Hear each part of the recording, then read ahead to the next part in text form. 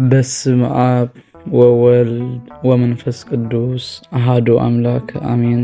መጽሐፍ ስንክሳር ዘህዳር ዕለት 19 ሕዳር በዛ ዕለት እዚኣ ምስጋና ንዑ ይኹን ንጎይታና ኢየሱስ ክርስቶስ መዘከርታ ልደቱ እዩ። ካብ እግዝእትነ ቅድስት ድንግል ማርያም ብስጋ ዝተወለደሉ ዕለት እዩ። የቕሬቱን ምሕረቱን ምሳና ይኹን ንዘለዓለም ዓለም አሜን። ሰላም ለልደቱ ከመ ውእቱ ሀረየ ልደተ ልሉየ ኪያሁ ፈጣሪ እመ ፍጡረ ሰመየ እሂዞ ስጠተ ገርዜኑ ለጴጥሮስ ተርእየ እንዘይብል አርዮስ መሰጠጠ ልብስየ። ሰላም ልደቱ ንሱ ከም ዝሓረየ ልደት ዝተፈልየ ፈጣሪ ኮሎ ፍጡር ኢሉ ዝሰመየ ዝተቐደደ ክዳኑ ሒዙ ንጴጥሮስ ተራእየ እናበለ አርዮስ ቀለደለይ ክዳነይ። ከምኡ እውን በዛ ዕለት እዚኣ ቅዱስ ጴጥሮስ ናይ እስክንድርያ ሊቀ ጳጳሳት ሰማዕትነት ዝተቐበለሉ ዕለት እዩ። ንሱ እቲ ተፍጻሜት ሰማዕት ዝተባህለ ካብቶም ዓበው 17 ሊቃነ ጳጳሳት እዩ። እዚ ቅዱስ እዚ አቡኡ ቴዎድሮስ ዝስሙ ናይ እስክንድርያ ሊቀ ካህናት እዩ። አዲኻ ሶፊያ ስማ ክልቲኦም አጸቢቆም ፍርሃት እግዚአብሔር ዘለዎም እዮም። እንተኾነ ውላድ ኣይነበሮምን። ሓደ ግዜ ብ5 ሐምለ ናይ ጴጥሮስን ጳውሎስን በዓል መዓልቲ አዲኡ ብዙሓት ክርስቲያን ጽቡቕ ክዳውንቲ ተኸዲኖም ምስ ደቆም ናብ ቤተ ክርስቲያን ክኸዱ ከለዉ ርእያ አጸቢቓ ሓዘነት። ናብ ቤተ ክርስቲያን ኣትያ ከዓ ኣብ ቅድሚ መሰዊኡ ቆይማ ብብዙሕ ብኽያት ውላድ ክህባ ንጎይታና ንኢየሱስ ክርስቶስ ለመነቶ። በዛ ለይቲ እዚኣ ድማ ቅዱሳን ሐዋርያት ጴጥሮስን ጳውሎስን ተራእይዋ። እንሆ እግዚአብሔር ልመና ከተቐቢልዎ እዩ፣ ውላድ ከዓ ክህበክ እዩ እሞ ስሙ ጴጥሮስ በልዮ በልዋ። ናብ ሊቀ ጳጳሳት ትዮናስ ክትከይድ ንሱ ድማ ክጽልየላ ኣዘዝዋ። ንሳ ከዓ ናብኡ ኸደት እሞ ንሱ እውን ጸልየላ። ብድሕሪ እዚ ጸኒሳ ነዚ ቅዱስ እዚ ወለደቶ እሞ ጴጥሮስ ኢላ ሰመየቶ።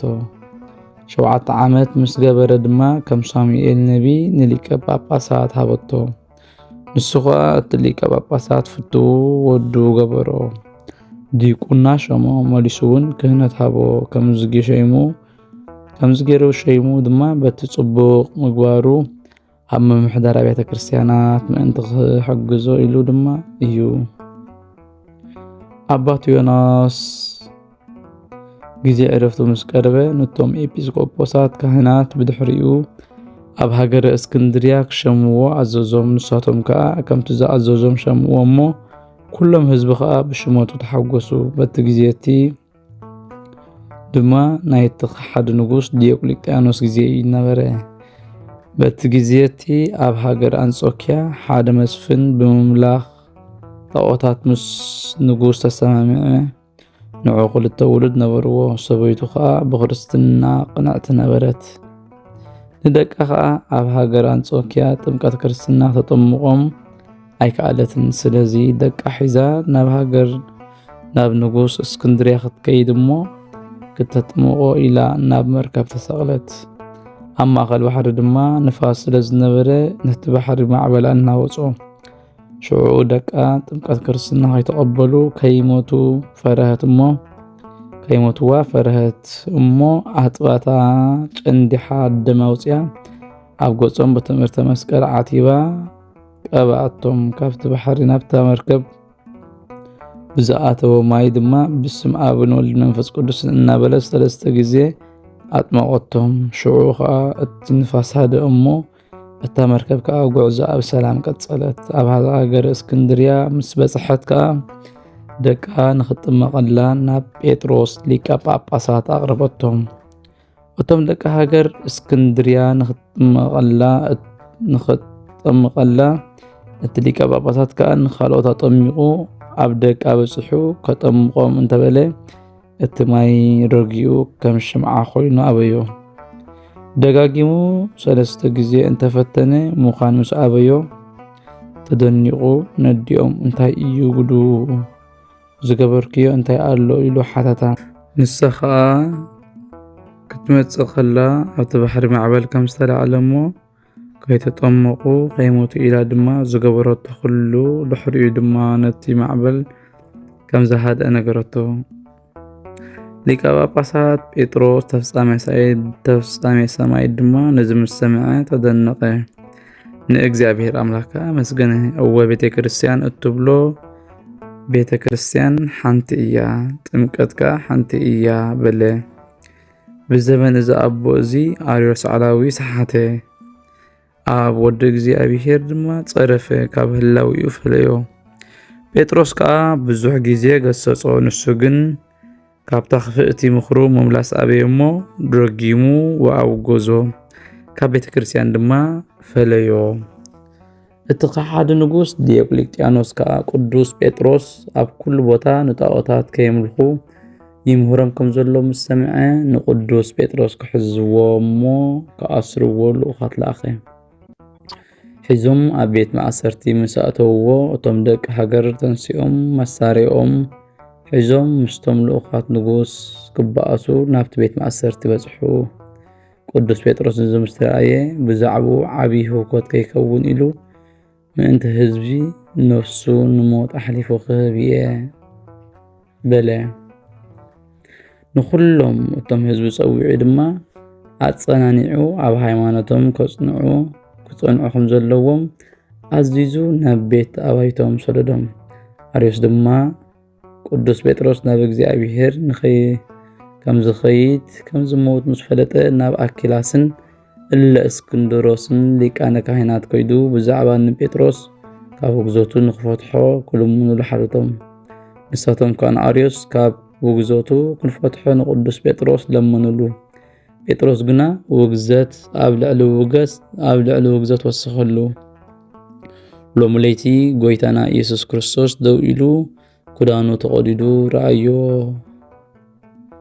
ኦ ጎይታይ ክዳንካ ደኣመን ቀዲዱልካ እንተበልክዎ ኣርዮስ ክዳነይ ቀደደለይ ካብ ኣቦይን ካብ መንፈስ ቅዱስን ፈሊኒ ክብለኒ ርአዮ በሎም።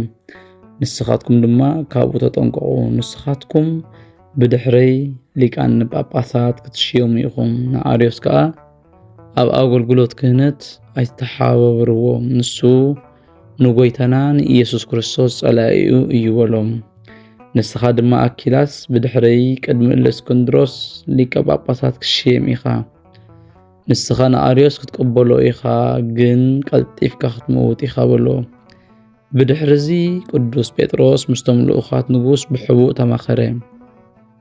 ንሳቶም ናብቲ ቤት ማእሰርቲ ብለይቲ መጺኦም ክሕዎም እሞ ንሱ እውን ክወፅእ ወሲዶም ከዓ ትእዛዝ ንጉስ ክፍጽሙሉ ዝደለይዎ ክገብሩን ከምቲ ዝበሎም ከዓ ኣውፂኦም መቃብር ቅዱስ ማርቆስ ወንጌላዊ ኣብ ዘለዎ ኣብ መእተዊ እቲ ሃገር ወሰድዎ። ቅዱስ ጴጥሮስ ከዓ ጸሎት ገይሩ ህዝቡ ናብ እግዚኣብሔር ማዕቆበ መሊሱ እውን ኦ ጎይታ ኢየሱስ ክርስቶስ ምኽዓው ደመይ ፍጻሜ ኣምልኾ ጣዖታት ይኹን፣ ካብ ኩሉ ዓለም ከዓ ይጥፍኡ ይሰዓሩ ኢሉ ጸለየ። ካብ ሰማይ ከዓ ኣሜን ዝብል ቃል ተሰምዐ። ኣሜን ከምቲ ዝበልካዮ ይኹን ዝብል ቃል ተሰምዐ። ኣብቲ ጥቓ እቲ ቦታ ዝነበረት ሓንቲ ሰበይቲ ድንግል ጓል ድማ ነዚ ቃል እዚ ኩሉ ትሰምዖ ነበረት። ሽዑ ቅዱስ ጴጥሮስ ነቶም ወተሃደራት ዝኣዘዝኩምዎ ፈጽሙ በሎም እሞ ርእሱ ብሰይፍ ቆረጽዎ። ኣኽሊል ሰማዕትነት ከዓ ተቐበለ። ርእስኡ ከዓ ንክልተ ሰዓት ዝኣክል ደው በለ። እቶም ህዝቢ ኩሎም ኣንጊሆም ነቲ ዝኾነ ከይፈለጡ ተቐላጢፎም ናብቲ ቤት ማእሰርቲ መፁ። ክሳብ ዝነግርዎም ግን ኣይፈለጡን። ምስ ፈለጡ ድማ ናይ ጓሶኦም ሬሳ ናብቲ ሃገር ወሲዶም ኣብ መንበሩ ኣንበርዎ። ቅድሚ እዚ ማለት ብሂወቱ ከሎ ኣብ መንበሩ ተቐሚጡ ዝረኣዮ የልቦን። ምክንያቱ ንምንታይ ኣብቲ መንበር ዘይተቐመጥ እንተበልዎ ኣነ ሓይሊ እግዚኣብሔር ኣብቲ መንበር ክቕመጥ ርኢ እየ። ስለዚ ኣነ ኣብኡ ክቕመጥ ኣይደፍርን እየ፣ ኣይግባኣንን ከዓ ይብሎም ነበረ። ብድሕሪ ዝገኒዞም ወዲኦም ምስ ስጋ ቅዱሳን ሊቃነ ጳጳሳት ኣንበርዎ። ካብ ስጉኡ ከዓ ዓበይቲ ተኣምራትን መንክራትን ተራእየ በረኸቱ ምሳና ይኹን ንዘለዓለም ዓለም አሜን። ሰላም ለከ ሰባከ ሃይማኖት በጥንቃቄ በአምሳለ ጳውሎስ በተሰሎንቄ እፀ ወይን ጴጥሮስ ወእፀ ሐዲስ ኤሎቄ አርጋበ ዘሞርሞንቄ እንተጸለል ከማንቄ እፎኑም ጊዜ ሰርክ አየከ መርቄ ሰላም አምለካ አለኹ ሰበካ ሃይማኖት በጥንቃቄ አምሳል ጳውሎስ ኣብ ተሰሎንቄ ዕንጨይቲ ወይን ጴጥሮስ ሐዲስ ኤሎቄ ረጋቢት ዘሞርሞንቄ ዘጽሉልካ ካብ ኩሽላ ካብ አንጨ ሓጋምሸትከ ከመይ ኢሉ ከይኣየቃጸለካን ሰይፍ። በዛ ዕለት እዚኣ ዓብይ ቅዱስ ቀለሜንጦስ ናይ ሮም ሊቀ ጳጳሳት ሰማዕትነት ተቐበለ። እዚ ቅዱስ እዚ ካብ ዘመድ ደቂ ንጉሳውያን ቤተሰብ ወዲ ቀውስጦስ ሓለቓ ሰራዊት ንጉስ እዩ። ወለዱ ኩሉ ትምህርቱን ጥበብን ዮናናውያን መሃርዎ። ጴጥሮስ ሐዋርያ ኣብ ሮም ስብከት ቅዱስ ወንጌል ምስ ሰበኸ ኣቦ እዚ ቅዱስ ቀለሜንጦስ ኣመነ። ኣዲኡ እውን ብጎይታና ብኢየሱስ ክርስቶስ ኣመነት። ኩሉ ገንዘቦም ንድኻታትን ንመሳኪንን ዓደልዎ። ካብ ንጉስ ንቀውስጦስ ብዛዕባ ስራሕ መንግስቲ ፀውዖ ናብ ንጉስ ኮይዱ ነዊሕ እዋን ፀንሐ። በቲ ግዜ እታሓው ንቀውስጦስ ነታ ሰይትሓው ቀውስጦስ ከምርዓዋ ደለየ። እታ ሰይትሓ ሰበይቱ ምስ ፈለጠት ሰብኣያ ካብ ንጉስ ክሳብ ዝምለስ ንቀለሜንጦስን ንእሽቶ ሓውን ደቃ ሒዛ ናብ ካልእ ሃገር ሃደመት። ክትሃድም ናብ መርከብ ተሰቕለት። ኣብቲ ማእኸል ባሕሪ ከዓ ማዕበል ተላዕለ። እታ መርከብ ከዓ ተሰብረት። እቶም ደቀ ከዓ ነፍሲ ወከፎም ኣብ ስባር እታ መርከብ ተሰቕሉ። ቀለሜንጦስ ናብ ወደብ ሃገር እስክንድርያ በፅሐ። ኣዲኡን ሓውን ከዓ ከምኡ ነንበይኖም ናብ ካልእ ቦታታት በፅሑ። ጎይታና ድማ ንቅዱስ ጴጥሮስ ፀውዖ። ናብ ሃገር እስክንድርያ ኺድ ኢሉ ኣዘዞ። ዝተዳለወ ኣገልገልቲ ክትረክብ ኢኻ ከዓ በሎ። ቅዱስ ጴጥሮስ ሃገር እስክንድርያ በፅሐ። ስብከት ቅዱስ ወንጌል ሰበኸ። ካብ ሰብ ሃገር እስክንድርያ ከዓ ብዘይካዚ ቀለሜንጦስ ወላ ሓደ ኣይኣመነን። ጥምቀተ ክርስትና ኣጠምቆ። ናይ ጎይታና ናይ ኢየሱስ ክርስቶስ ምስጢራት መለኮቱ ከዓ ገለጸሉ። እቶም ዘምልኽዎ ሃብትን ክብረትን ከም ዝኾነ ብስሙ ከዓ ተኣምራትን መንክራትን ከም ዝግበር ገለጸሉ። ኣብታ ዕለት እቲኣ ጀሚሩ ንሃዋርያ ቅዱስ ጴጥሮስ ሰዓቦ ተምሃራዩ ኾነ። ንሃዋርያት ከዓ ገድሎም ኩሉ እቲ ካብ ዓለውያን ነገሥታት ዝበፅሖም ስቃይ ፀሓፈ። ካብኡ ኣብ ብዙሕ ዓድታት ሰበኸ። ሃዋርያት ከዓ መፅሓፍቲ ቁነና ዝሰርዕዎም ዘንብብዎን ሃብዎ። ካብኡ ድማ ኣብ ሃገር ሮም ሊቀ ጳጳሳት ተሾመ። ኣብኡ ከዓ ሰቢኹ ድማ ንብዙሓት ናብ ፍልጠት እግዚኣብሔር ኣእተዎም።